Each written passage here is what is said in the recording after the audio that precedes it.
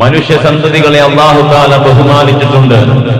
അല്ലാഹു സൃഷ്ടിച്ച സൃഷ്ടികളിൽ ഏറ്റവും ഉന്നതരാണ് മനുഷ്യർ. അവർ ജിന്നുകളെക്കാൾ പവറുള്ളവരാണ്. മനുഷ്യരിൽപ്പെട്ട പലരും മലക്കുകളെക്കാൾ മേലെ സ്ഥാനത്തുള്ളവരാണ്. അങ്ങനെ ഒരു പവറിൽ അല്ലാഹു തആല മനുഷ്യരെ ഈ ഭൂമി ലോകത്തേക്ക് പറഞ്ഞയച്ചിട്ടുണ്ട്. ആ മനുഷ്യരുടെ വിഷയത്തിൽ 3 പവിത്രത ശക്തമായ രൂപത്തിൽ മറ്റുള്ള മനുഷ്യന്മാരോടും അല്ലാഹു തആല പറഞ്ഞു കൊടുത്തിട്ടുണ്ട്. മനുഷ്യനുള്ള 3 പവിത്രത: അവന്റെ രക്തം, ഒരു മനുഷ്യൻ മറ്റൊരു മനുഷ്യനെ അകാരണമായി കൊല്ലാൻ പാടില്ല. അവന്റെ സമ്പത്ത്, ഒരു മനുഷ്യൻ മറ്റൊരു മനുഷ്യന്റെ സമ്പത്ത് പിടിച്ചു പറിക്കുകയോ കൊള്ള ചെയ്യുകയോ വഞ്ചിച്ചെടുക്കുകയോ ചെയ്യാൻ പാടില്ല. ഒരു മനുഷ്യന്റെ അഭിമാനം, മറ്റൊരാളുടെ അഭിമാനത്തിന് ക്ഷതമേൽക്കുന്ന രൂപത്തിലുള്ള സംസാരങ്ങളോ ആംഗ്യങ്ങളോ മറ്റേതെങ്കിലും രൂപത്തിലുള്ള പ്രവണതകളോ ഒരു വിശ്വാസിയുടെ ഭാഗത്തു നിന്ന് വരാൻ പാടില്ല. മഹാനായ അഷ്റഫുൽ ഖൽഖ് റസൂലുള്ളാഹി സ്വല്ലല്ലാഹു അലൈഹി വസല്ലമ തങ്ങൾ ലമ്മാ നവറ ഇലൽ കഅബ, പരിശുദ്ധമായ കഅബാലയത്തിലേക്ക് അവിടെ നിന്ന് നോക്കുകയാണ്. ഇബ്നു അബ്ബാസ് റളിയല്ലാഹു അൻഹു റിപ്പോർട്ട് ചെയ്യുന്ന ഹദീസാണ്. ഖാല, പരിശുദ്ധമായ കഅബയിലേക്ക് നോക്കിയിട്ട് അഷ്റഫുൽ ഖൽഖ് സ്വല്ലല്ലാഹു അലൈഹി വസല്ലം പറഞ്ഞു, മർഹബൻ ബിക മിൻ ബൈത്, വീടുകളിൽ പ്രിയപ്പെട്ട കഅബാലയമേ നിനക്ക് സ്വാഗതം. മാ അഅലമകി, നിനക്കെത്ര ഉന്നതി ഉണ്ടായ കാര്യമെന്താണ്, നിനക്കെന്തൊരു ഉന്നതിയാണ്. വഅഅലമ ഹുർമതുകി, നിന്റെ പവിത്രത എത്ര ഉന്നതമാണ് എന്ന് കഅബാലയം നോക്കിക്കൊണ്ട് അഷ്റഫുൽ ഖൽഖ് റസൂലുള്ളാഹി സ്വല്ലല്ലാഹു അലൈഹി വസല്ലം തങ്ങൾ പറയുകയാണ്. അതിനുശേഷം അവിടുന്ന് പറഞ്ഞൊരു വാക്കുണ്ട്, വൽ മുഅ്മിനു അഅലമു ഹുർമതൻ ഇൻദല്ലാഹി മിൻകി, അല്ലാഹുവിന്റെ അടുക്കൽ നിന്നെക്കാൾ പവിത്രതയും സ്ഥാനവുമുള്ളത് വിശ്വാസിയായ മനുഷ്യനാണ് പ്രിയപ്പെട്ട കഅബാലയമേ എന്ന് അല്ലാഹു റബ്ബുൽ ഇസ്സത്തിന്റെ പരിശുദ്ധമായ ആദ്യത്തെ ഭവനം നോക്കിക്കൊണ്ട് അഷ്റഫുൽ ഖൽഖ് റസൂലുള്ളാഹി സ്വല്ലല്ലാഹു അലൈഹി വസല്ലമ തങ്ങൾ പറയുകയാണ്. പ്രിയമുള്ളവരെ, കഅബാലയത്തേക്കാൾ പവർ ആർക്കാണ്? അല്ലാഹുവിന്റെ അടിമകളായ വിശ്വാസികൾക്കാണ്. ഹബീബായ മുത്തുനബി സ്വല്ലല്ലാഹു അലൈഹി വസല്ലം തുടരുന്നു, ഇന്നല്ലാഹ ഹറമകി വാഹിദതൻ, അല്ലാഹു തആല ഹറമകി വാഹിദതൻ, ഒരു നിലയ്ക്കാണ് നിനക്ക് അല്ലാഹു പവിത്രത തന്നിട്ടുള്ളൂ കഅബാലയമേ. കഅബാലയത്തിനോട് ഹബീബായ തങ്ങൾ പറയുന്നു, നിനക്ക് അല്ലാഹു നൽകിയിരിക്കുന്ന പവിത്രത അത് ഒരു നിലയ്ക്കാണ്. എന്നാൽ വഹറമ മിനൽ മുഅ്മിനി തലാസൻ, 3 രൂപത്തിൽ വിശ്വാസിയായ മനുഷ്യന് അല്ലാഹു തആല പവിത്രത നൽകിയിട്ടുണ്ട്, പവർ നൽകിയിട്ടുണ്ട്. മറ്റുള്ളവർ സൂക്ഷ്മതയോടെ കൈകാര്യം ചെയ്യേണ്ട സാഹചര്യം ഒരുക്കിയിട്ടുണ്ട്. മുത്തുനബി സ്വല്ലല്ലാഹു അലൈഹി വസല്ലം തങ്ങൾ എന്നിട്ട് പറഞ്ഞു, ദമഹു, അവന്റെ രക്തം, ഒരു മുസ്ലിം മറ്റൊരു മുസ്ലിമിനെ കൊല്ലാൻ പാടില്ല. ഒരു മുസ്ലിം മറ്റൊരു മുസ്ലിമിന്റെ രക്തം ചിന്താൻ പാടില്ല. അതിൽ വളരെ കർക്കശമായ നിലപാടാണ് പരിശുദ്ധമായ ദീനിനുള്ളത്. മാത്രവുമല്ല, വമാലഹു, അവന്റെ സമ്പത്ത് ഒരു നിലയ്ക്കും മറ്റുള്ളവന്റെ സമ്പത്ത് നമ്മുടെ കൈകളിൽ അനർഹമായി വന്നു ചേരുന്ന സാഹചര്യം ഉണ്ടാകാൻ പാടില്ല. കൂടാതെ മുത്തുനബി പറഞ്ഞു, അവനെ തെറ്റിദ്ധരിക്കരുത്. വിശ്വാസിയായ മനുഷ്യനെ തെറ്റിദ്ധരിച്ചുകൊണ്ട് അവന്റെ അഭിമാനത്തിന് ക്ഷതമേൽക്കുന്ന സാഹചര്യങ്ങൾ ഒരുക്കാൻ പാടില്ല. പരിശുദ്ധമായ കഅബാലയത്തിന്റെ ചാരത്തുള്ള അറഫ മൈതാനിയിൽ അല്ലാഹുവിന്റെ ഹബീബ് മുഹമ്മദ് മുസ്തഫ സ്വല്ലല്ലാഹു അലൈഹി വസല്ലമ തങ്ങൾ നിന്നുകൊണ്ട് അറഫ മൈതാനിയിലുള്ള ലക്ഷക്കണക്കിനുള്ള സഹാബത്തിനെ സാക്ഷ്യം വഹിച്ചുകൊണ്ട് അവിടെ നിന്ന് വിടവാങ്ങൽ പ്രസംഗം നടത്തിയപ്പോൾ ആ വിടവാങ്ങൽ പ്രസംഗത്തിൽ തന്റെ മുന്നിലുള്ള അനുയായി വൃന്ദങ്ങളോട് ഹബീബായ തങ്ങൾ പ്രഖ്യാപിച്ചത് പ്രഖ്യാപനമാണ്, പ്രിയമുള്ള സഹാബത്തെ, നിങ്ങൾ ഒരാളുടെ രക്തം ചീന്തരുത്, ഒരാളുടെ അഭിമാനം നശിപ്പിക്കരുത്, ഒരാളുടെ സമ്പത്ത് അനർഹമായി പിടിച്ചു വെക്കരുത്, പറ്റിച്ചെടുക്കരുത്, വഞ്ചിച്ചെടുക്കരുത്, കള്ളക്കച്ചവടങ്ങൾ നടത്തിക്കൊണ്ട് മറ്റൊരാൾ തമ്പുരാനുടെ സമ്പത്ത് നമ്മുടെ അക്കൗണ്ടിൽ വന്നു ചേരുന്ന രൂപത്തിലുള്ള പ്രവണതകൾ വിശ്വാസിയുടെ ഭാഗത്ത് നിന്നുണ്ടാകാൻ പാടില്ല. അള്ളാന്റെ ഹബീബ് അതിശക്തമായ രൂപത്തിൽ താക്കീത് നൽകിയതാണ്. പ്രിയമുള്ളവരെ, ഇതിലാദ്യം അള്ളാന്റെ ഹബീബ് പഠിപ്പിച്ചത് ഒരു വിശ്വാസിയുടെ രക്തം ചീന്താൻ പാടില്ല. ഒരു വിശ്വാസിയുടെ എന്ന് മാത്രമല്ല, മറ്റു മതസ്ഥരാവട്ടെ, ഹിന്ദുവാവട്ടെ, ക്രൈസ്തവനാവട്ടെ, ബുദ്ധനാവട്ടെ, ജൈനനാവട്ടെ, മതമുള്ളവനാവട്ടെ, ഇല്ലാത്തവനാവട്ടെ, ആരുടെയും രക്തം ചീന്താൻ ഇസ്ലാം അനുവദിക്കുന്നില്ല. അനർഹമായ രൂപത്തിൽ രക്തം ചീന്തുന്ന സാഹചര്യമുണ്ടായാൽ പരിശുദ്ധമായ ഖുർആൻ പറയുന്നത് ജനങ്ങളെ മുഴുവൻ കൊന്നതിന് തുല്യമാണ്. ഈ ഭൂമിയിലുള്ള മനുഷ്യരെ മുഴുവൻ ഒരാളെ കൊന്നാൽ ഈ ഭൂമിയിലുള്ള മനുഷ്യന്മാരെ മുഴുവൻ കൊന്നതിന് തുല്യമാണ് എന്ന് പരിശുദ്ധമായ ഖുർആനിലൂടെ അല്ലാഹു തആല ഒരു മനുഷ്യനെ കൊല്ലുന്ന വിഷയത്തിൽ ശക്തമായ താക്കീത് നമുക്ക് നൽകിയിട്ടുണ്ട്. പ്രിയമുള്ളവരെ, ഇതാണ് ഒരു മനുഷ്യന്റെ രക്തം, പ്രത്യേകിച്ചൊരു വിശ്വാസിയുടെ രക്തം. അത് സുരക്ഷിതമാവണം. അതൊരിക്കലും അവന്റെ രക്തം ചീന്തുന്ന സാഹചര്യം ഉണ്ടാവാൻ പാടില്ല. പരിശുദ്ധമായ ഖുർആൻ ഒരാൾ ഒരു വിശ്വാസിയെ കരുതിക്കൂട്ടി കൊന്നതാണ്, അറിയാതെ കൊന്നതല്ല, കരുതിക്കൂട്ടി കൊന്നതാണ്. എന്നാൽ ജഹന്നം, അവനുള്ള പ്രതിഫലം ജഹന്നം എന്ന നരകമാണെന്ന് പരിശുദ്ധമായ ഖുർആൻ. അവനുള്ള പ്രതിഫലം ജഹന്നം എന്ന നരകമാണ്. ഖാലിദൻ ഫീഹാ, അവൻ അതിൽ ശാശ്വതനാണ്. അല്ലാഹുവിന്റെ കോപം അവന്റെ മേലുണ്ട്. അല്ലാഹുവിന്റെ ശാപവുമുണ്ട്. ഇതിനെല്ലാം പുറമെ അല്ലാഹു തആല അവന് വണ്ണമായ ശിക്ഷ വെച്ചിട്ടുണ്ട്. ഒരാളും ഒരാളെയും കൊല്ലാൻ പാടില്ല. കുല്ലു ദംബിൻ അല്ലാഹു അൻ യഗ്ഫിറഹു. ഹബീബ് മുഹമ്മദ് റസൂലുള്ളാഹി സ്വല്ലല്ലാഹു അലൈഹി വസല്ലം തങ്ങൾ പറയുന്നു, എല്ലാ പാപങ്ങളും അല്ലാഹു തആല ആ പാപം പുറത്തേക്കാം. ഇല്ല റജുലു യമൂതു മുശ്രികൻ. ഒരു മനുഷ്യൻ അവൻ ബഹുദൈവ വിശ്വാസിയായി മരണപ്പെട്ടു പോയി. അല്ലാഹു കാത്തുരക്ഷിക്കുമാറാകട്ടെ. ബഹുദൈവ വിശ്വാസിയായി മരണപ്പെട്ടു പോയി, അല്ലാഹുവിന് പുറമെ വേറെ വസ്തുക്കളുമായി ആരാധന പങ്കിട്ടു, വേറെ വസ്തുക്കളോട് ആരാധന നടത്തി. അള്ളാഹുവാണെന്ന വിശ്വാസത്തിൽ, അല്ലെങ്കിൽ അള്ളാഹുവിന്റെ അനുമതി കൂടാതെ അള്ളാഹുവിന്റെ അടുക്കൽ പല കാര്യങ്ങളും നേടിയെടുക്കുവാനുള്ള അവകാശമുണ്ട്. ഒരു അഹ്ലു സുന്നയിൽ വിശ്വസിക്കുന്ന ഒരാളുടെ വിശ്വാസം അങ്ങനെയല്ല കേട്ടോ. അതും പഠിക്കേണ്ടതുണ്ട്. അള്ളാഹുവിന്റെ അടുക്കൽ അള്ളാഹുവിന്റെ അനുമതി കൂടാതെ ഇപ്പോൾ നമ്മുടെ പ്രധാനമന്ത്രി, അദ്ദേഹത്തിന്റെ കീഴിലുള്ള മറ്റ് മന്ത്രിമാർ, അദ്ദേഹത്തിന്റെ കീഴിലുള്ള മറ്റ് MLA-മാർ, MP-മാർ, അവർക്കൊക്കെ ഉള്ള ചില പവർ പവർ ഉപയോഗിച്ച് പ്രധാനമന്ത്രിയുടെ പലതും പ്രധാനമന്ത്രിക്ക് ഇഷ്ടമല്ലെങ്കിലും നേടിയെടുക്കുവാൻ കഴിയും എന്ന രൂപേണ ഉള്ള ഒരു വിശ്വാസം. ആ ഒരു വിശ്വാസമല്ല. അങ്ങനെ ഒരാൾ വിശ്വസിച്ചാൽ അവൻ ഇസ്ലാമിൽ നിന്ന് പുറത്തായി. ഞാനൊരാളോട് സഹായം തേടുകയാണ്, അത് ജീവിച്ചിരിക്കുന്നവരാവട്ടെ മരണപ്പെട്ടു പോയവരാവട്ടെ, ഞാനൊരാളോട് സഹായം തേടി. ആ സഹായം തേടിയപ്പോൾ എന്റെ ധാരണ അയാള് അള്ളാഹുവിന്റെ അടുക്കൽ അള്ളാഹുവിനോട് അള്ളാന്റെ അനുമതി കൂടാതെ അയാൾക്ക് സഹായം ഇങ്ങനെ അള്ളാഹുവിൽ നിന്ന് വാങ്ങിത്തരാൻ കഴിയുമെന്ന വിശ്വാസത്തിലാണെങ്കിൽ ദീനിൽ നിന്ന് പുറത്താണ്. അങ്ങനെ വിശ്വസിക്കാനേ പാടില്ല. അള്ളാന്റെ ഹബീബിന്റെ അടുക്കൽ വന്നുകൊണ്ട് അസ്അലുക മുറാഫഖതക ഫിൽ ജന്ന യാ റസൂലല്ലാഹ്, ഹബീബായ തങ്ങളോട് ചോദിക്കുകയാണ്, നബിയെ, അങ്ങയോട് ഞാൻ സ്വർഗത്തിൽ അങ്ങയോടൊപ്പം നടക്കാൻ ആഗ്രഹിക്കുന്നു, അത് ഇഷ്ടപ്പെടുന്നു, അങ്ങയോട് ചോദിക്കുന്നു നബിയെ. ആരാണ്? ഒരു സഹാബി പോയി ചോദിക്കുകയാണ്.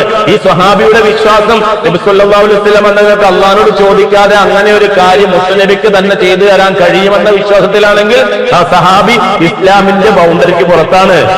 അതൊരു അഭൗതിക കാര്യം കൂടിയാണ്. നമ്മൾ അതാണ് ചിന്തിക്കേണ്ടത്. അഭൗതിക കാര്യം മനുഷ്യന്മാരോട് ചോദിക്കാൻ പറ്റുമോ? ചോദിക്കാൻ പറ്റില്ലായിരുന്നെങ്കിൽ ആ മനുഷ്യൻ, ആ സഹാബി അള്ളാന്റെ റസൂലിനോട് ചോദിക്കില്ലായിരുന്നു.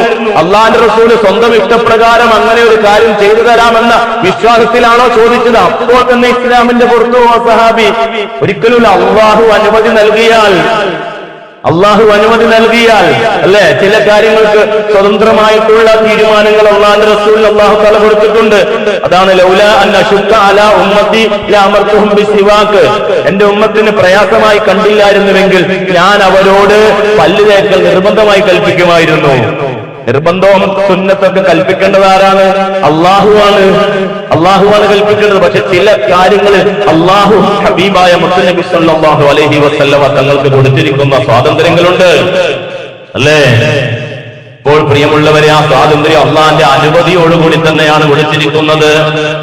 ഏതുമാവട്ടെ, അപ്പോൾ ഒരാൾ മുശ്രിക്കായി അള്ളാന്റെ പരിശുദ്ധമായ ദീനിന്റെ പുറത്തുപോയി ലാത്തയെ ആരാധിച്ചു, അല്ലെങ്കിൽ കല്ലിനെയോ മുള്ളിനെയോ കാഞ്ഞിരക്കുറ്റിയെയോ ആരാധിച്ചു.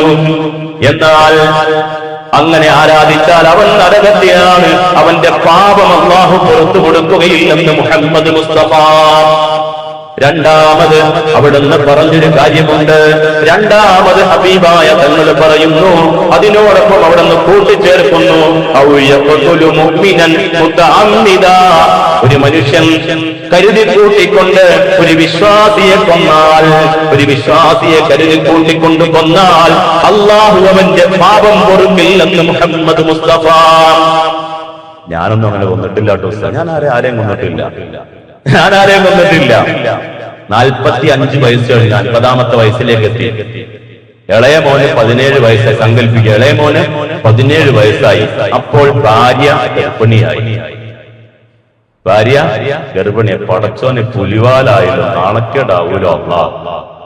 3-4 മാസം കഴിഞ്ഞപ്പോഴാണ് സംഗതി അവർക്ക് വിവരം കിട്ടി, അവർക്ക് ബോധം വന്നത്. 4 മാസമായി റൂഹൂതണ്ട സമയം കഴിഞ്ഞു.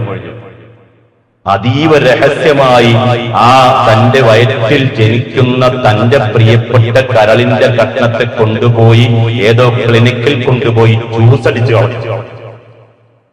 വയറിലേക്കൊരു ജ്യൂസ് മിഷ്യൻ കയറ്റിയിട്ട് അതിങ്ങനെ ഉടച്ച് പുറത്തേക്ക് ജ്യൂസ് അടിച്ചു കളഞ്ഞു. അവനൊരു മുഅ്മിനിനെ കൊന്നു കളഞ്ഞു. അവൻ മുസൽമാനെ കൊന്നിട്ടുണ്ട്. അവന് പരലോകത്ത് അല്ലാഹു തആല സ്വർഗം കൊടുക്കൂല. ഞാനും എന്റെ ഭാര്യയും കൂടി കോതമംഗലത്ത് മാർ ബസോലിയസ് ഹോസ്പിറ്റൽ ഗൈനക്കോളജിസ്റ്റിനെ കാണാൻ വേണ്ടി റൂമിലിരിക്കുമ്പോൾ ആ റൂമിലേക്ക് കടന്നു വന്ന ഒരു ഭർത്താവും ഭാര്യയും, അവരുടെ ആദ്യത്തെ ഗർഭമാണ്. അങ്ങനെ അവർ അമ്മ സ്കാൻ ചെയ്തു നോക്കിയപ്പോൾ ആ അമ്മ സ്കാനിൽ തന്റെ ജനിക്കാൻ പോകുന്ന കുഞ്ഞിന്റെ ചുണ്ട് മുറിച്ചുണ്ടാണ്, അതുകൊണ്ട് ഇതിനെ ഒന്ന് ഉടച്ചു കളയണം എന്ന് ഡോക്ടറുടെ അടുക്കൽ വന്ന് പറയുന്നു. ഡോക്ടർ അവരോട്, ക്രിസ്ത്യൻ ഡോക്ടറാണ്, ചോദിക്കുന്ന 2 മുസ്ലിങ്ങളാണ്.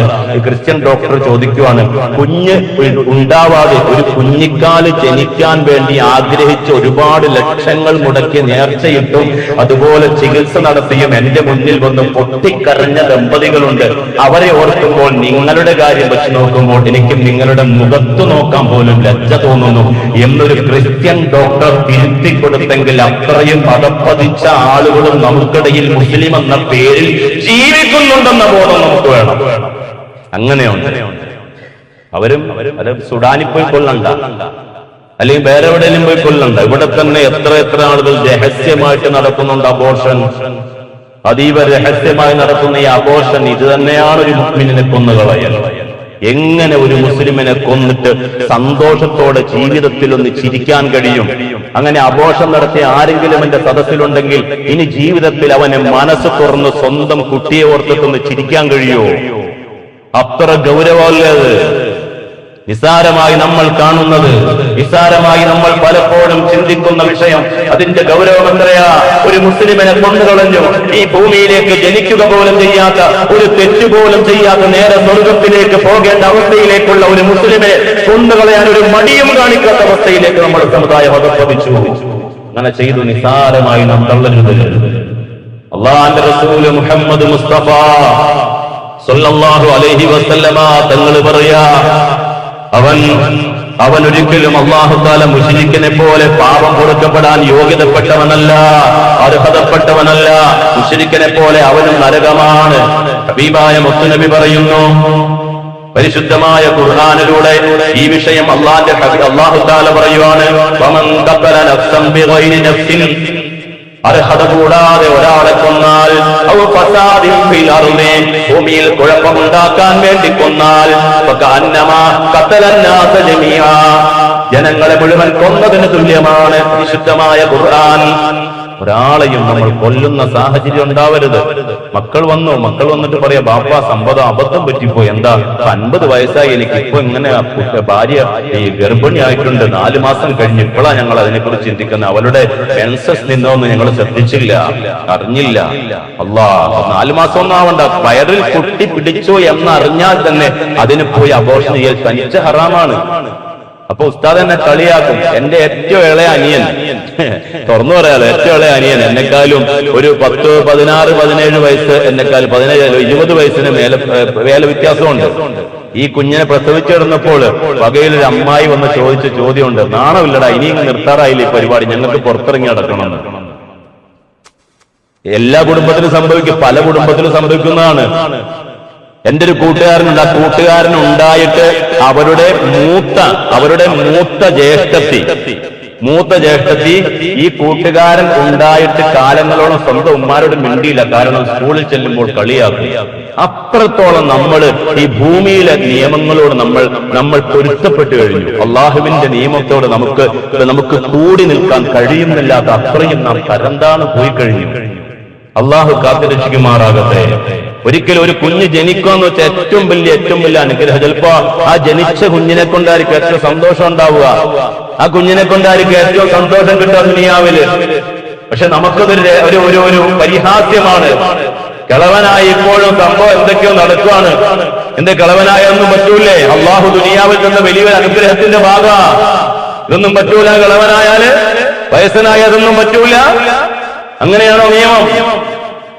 എത്ര വയസ്സായിക്കൊള്ളട്ടെ, ഭാര്യ ഭർത്താവ് എന്ന സുന്ദരമായ ആ ബന്ധം, ഊഷ്മളമായ ആ നിക്കാഹിലൂടെ അള്ളാഹു നൽകിയിരിക്കുന്ന ആ ബന്ധം ഈ ദുനിയാവിൽ മറ്റൊരു ബന്ധത്തിനും പറയാൻ പറ്റാത്ത അത്രയും സുഖവും സന്തോഷവും സമാധാനവും നൽകുന്ന ബന്ധമാണ്. അതിലൂടെ അള്ളാഹുവിന്റെ തീരുമാനപ്രകാരം ഒരുപക്ഷെ നമുക്ക് കുഞ്ഞുങ്ങളുണ്ടാകാം. അത് 50-ലല്ല 100-ാം വയസ്സിലുണ്ടായ മഹാനായ ഖലീലുല്ലാഹി ഇബ്രാഹിം നബി അലൈഹിസ്സലാത്തു വസ്സലാമിന്റെ പൊന്നുമോൻ ഇസ്മായിൽ നബി അന്ന് കൊന്നുകളഞ്ഞെങ്കിൽ ഇന്ന് ഈ ലോകത്ത് ഏറ്റവും വലിയ ഉന്നതിയും സംസ്കാരവും ദീനും പഠിപ്പിച്ച മഹാനായ മുഹമ്മദ് മുസ്തഫ സല്ലല്ലാഹു അലൈഹി വസല്ലം എന്ന പ്രവാചകരില്ല.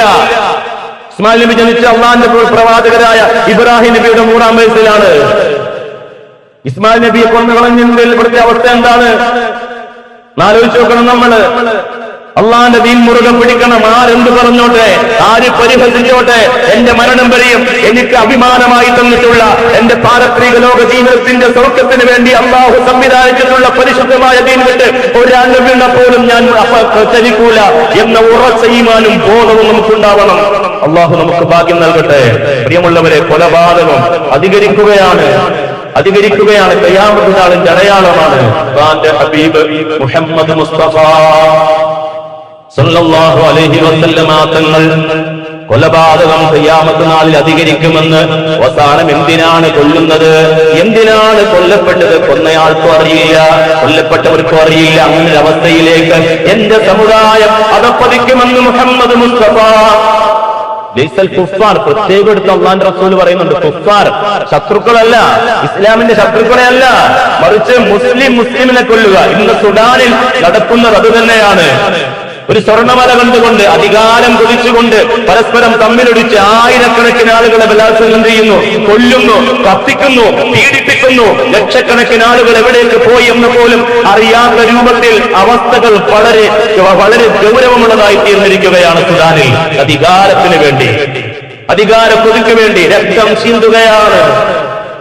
ചിന്തുകയാണ്. സ്വർണ്ണമല അതിനുവേണ്ടി അവിടെ അങ്ങോട്ടും ഇങ്ങോട്ടും തമ്മിലടികളാണ്. പരസ്പരം മറ്റു രാഷ്ട്രങ്ങൾ കൊടുക്കുന്ന ആയുധങ്ങൾ ഉപയോഗിച്ചുകൊണ്ട് മുസ്ലിമിനെ കൊല്ലുന്നു. നാം അതിൽ നിന്നും പാഠം ഉൾക്കൊള്ളണം. അള്ളാന്റെ പരിശുദ്ധമായ ദീനിന്റെ ധാരാളം ഉലമാക്കൾ നേതൃത്വം വഹിക്കാൻ നമ്മുടെ നാട്ടിൽ നമുക്ക് ഭാഗ്യം ലഭിച്ചവരാണ്. അവരുടെ കീഴിൽ നിൽക്കാൻ ഭാഗ്യം ലഭിച്ചവരാണ്. നമുക്കും വരികയാണ്, ഇലക്ഷൻ അടുത്ത് വരികയാണ്. 2 കാര്യങ്ങൾ നമ്മൾ ശ്രദ്ധിക്കണം. ഒന്ന്, SIR കേന്ദ്രം നമ്മിലേക്ക് അടിച്ചേൽപ്പിക്കുന്ന അതിതീവ്ര വോട്ടർ സംവിധാനമാണെങ്കിൽ കുഴപ്പമില്ല. 2002 നടന്നിട്ടുണ്ട്. അതിന് 2020-ലും അത് 2025 ഇത്രയും വർഷം കഴിഞ്ഞിട്ട് വേണമെങ്കിൽ നടപ്പിലാക്കിക്കൊള്ളട്ടെ. പക്ഷെ അതിന്റെ മറവിലുള്ള പല ചതികളിലൂടെയും നമ്മെ ഈ രാജ്യത്തെ പൗരന്മാരല്ലാതാക്കി തീർക്കാൻ വേണ്ടി ഈ ചിത്രശക്തികൾ ശ്രമിക്കുമ്പോൾ തീർച്ചയായിട്ടും നമ്മൾ അതിൽ ബോധവാന്മാരാകുകയും നമ്മൾ ബീഹാറിലും മറ്റും സംഭവിച്ചതുപോലുള്ള അപകടങ്ങളിൽ പോയി പെടാതെ ഈ രാജ്യത്തിന്റെ പൗരനായി നമ്മളത് ബോധ്യപ്പെടുത്തേണ്ട ഒരു സംഘപരിവാർ തെമ്മാടിക്കുഴികളുടെയും മുമ്പിൽ ബോധ്യപ്പെടുത്തേണ്ട കാര്യമൊന്നുമില്ല. കാരണം ഇവിടെയുള്ള അങ്ങ് കാശ്മീർ മുതൽ കന്യാകുമാരി വരെയുള്ള ഇന്ത്യ രാജ്യത്തിന്റെ ചരിത്രത്തിന്റെ അടയാളപ്പെടുത്തലുകൾ മുഴുവനെടുത്ത് പരിശോധിച്ചാൽ അങ്ങ് താജ്മഹൽ അടക്കം ഓരോ സ്റ്റേറ്റിലുമുള്ള പലതും എടുത്ത് പരിശോധിച്ചാൽ സംഘപരിവാറുകാരന്റെ ഒരു തെരിപ്പ് പോലും ഇവിടെ കാണാൻ സാധിക്കൂല. അത്രയേറെ ഈ രാജ്യത്തിന് വേണ്ടി ധാരാളം മുതൽക്കൂട്ടുകൾ ഈ രാജ്യത്തിന്റെ മുൻകഴിഞ്ഞു പോയ മുസ്ലിം സഹോദരന്മാർ സമ്മാനിച്ചിട്ട് തന്നെയാണ് ഈ രാജ്യത്തിന് മടങ്ങിപ്പോയിട്ടുള്ളത്. പിന്നെ ഈ കാര്യത്തിൽ നമുക്ക് വേണമെങ്കിൽ കേന്ദ്ര സർക്കാർ നടപ്പിലാക്കുന്ന ഈ രാജ്യത്തിന്റെ പൗരൻ നമ്മൾ ബോധ്യപ്പെടുത്തേണ്ട ആ ഒരു കാര്യത്തിനോട് ഞങ്ങൾ ഒരിക്കലും അതിനോട് അനുകൂലിക്കുന്നില്ലെങ്കിലും അത് ഇവരുടെ വോട്ടർ സംവിധാനങ്ങളൊക്കെ വേണമെങ്കിൽ നടത്തിക്കൊള്ളട്ടെ, അത് ഓരോ കാലഘട്ടത്തിൽ അനിവാര്യമാണ്. പക്ഷെ അതിന്റെ മറവിലുള്ള ഓരോ സംശയങ്ങൾക്കും ഈ രാജ്യത്തുള്ള ആളുകൾ മറുപടി പറയേണ്ടി വരും. നമ്മൾ ഏതായാലും ആ ഒരു കാര്യത്തിൽ ഗൗരവത്തോടെ തന്നെ കാര്യങ്ങൾ നീക്കണം. നമ്മുടെ രേഖകളൊക്കെ കൃത്യമാണോ, വോട്ടർ പട്ടികയിൽ ലിസ്റ്റിൽ നമ്മളുണ്ടോ എന്നതൊക്കെ നാം ശ്രദ്ധിക്കണം, ആ കാര്യം സൂക്ഷിക്കണം. അതിനോടൊപ്പം പഞ്ചായത്ത് ഇലക്ഷൻ വരുമ്പോൾ എന്റെ പ്രിയമുള്ള മുസ്ലിങ്ങളോട് പറയുകയാണ്, നമ്മളൊരു മഹല്ലുകാരാണ്, നമ്മളൊരു മുസ്ലിം എന്ന ആ ഒരു ബന്ധം, ലാ ഇലാഹ ഇല്ലല്ലാഹ് എന്ന ആ വലിയൊരു നൂലിൽ കോർക്കപ്പെട്ടവരാണ് നമ്മൾ. അതുകൊണ്ട് നമ്മൾ എന്ത് ഇലക്ഷൻ വന്നാലും മറ്റൊരു മുസൽമാന്റെ അഭിമാനത്തെ ക്ഷതമേൽക്കുന്ന രൂപത്തിലുള്ള ആരോപണങ്ങളും പ്രത്യാരോപണങ്ങളും നടത്തിക്കൊണ്ട് നാം പരസ്പരം കല്ലുവാരി എറിയുന്ന, പരസ്പരം പരിഹസിക്കുന്ന, പരസ്പരം ആക്ഷേപിക്കുന്ന, പരസ്പരം ചീത്ത പറയുന്ന, മഹല്ല് വിഘടിക്കുന്ന, ഈ നാട് വിഘടിക്കുന്ന, ഈ നാട്ടിൽ ആ സമത്വം നഷ്ടപ്പെടുത്തുന്ന രൂപത്തിലുള്ള ഒരു വാക്കുകളോ പ്രവൃത്തികളോ വരാൻ പാടില്ല. പ്രതിപക്ഷ ബഹുമാനം വച്ചുകൊണ്ട് തന്നെ അവരുള്ള കുറ്റങ്ങൾ, അവരുള്ള കുറവുകൾ പൊതുസമൂഹത്തിൽ നമുക്ക് വേണമെങ്കിൽ അവതരിപ്പിക്കാം. അതൊന്നും പ്രശ്നമല്ല. അതൊക്കെ നമുക്ക് നമ്മുടെ പ്രതിപക്ഷക്കാരാണ് നമുക്ക് അവതരിപ്പിക്കാം. ഒരു നാടിന്റെ നന്മയ്ക്ക് വേണ്ടി എന്ന ചിന്തയോടുകൂടി തന്നെയാവണം. അധികാരം ചിന്തിച്ചുകൊണ്ടാവരുത്. മഹാനായ ഹസൻ റളിയല്ലാഹു അൻഹുവും മുആവിയ റളിയല്ലാഹു അൻഹുവും രണ്ടുപേരും അലി റളിയല്ലാഹു അൻഹുവിന്റെ മരണത്തിന് ശേഷം, വഫാത്തിന് ശേഷം മുആവിയ വിചാരിച്ച് ഞാൻ തന്നെയാണ് രാജാവാവേണ്ടത്. ഹസൻ റളിയല്ലാഹു അൻഹുവിന് അറിയാൻ ഞാനായിരുന്നു ആവേണ്ടത്. സംഘശക്തിയും ആയുധശക്തിയും അതുപോലെ സൈന്യശക്തിയും ഹസൻ റളിയല്ലാഹു അൻഹുവിനായിരുന്നു. പക്ഷേ അള്ളാന്റെ ഹബീബ് കുറെ കാലം മുമ്പ്, വഫാത്തിന് മുമ്പ്, ചെറുപ്പകാലത്ത്, ഹസന്റെ ചെറുപ്പകാലത്ത് ഹബീബായ മുത്തുനബി പറഞ്ഞൊരു ഹദീസ് ഓർമ്മ വന്നു.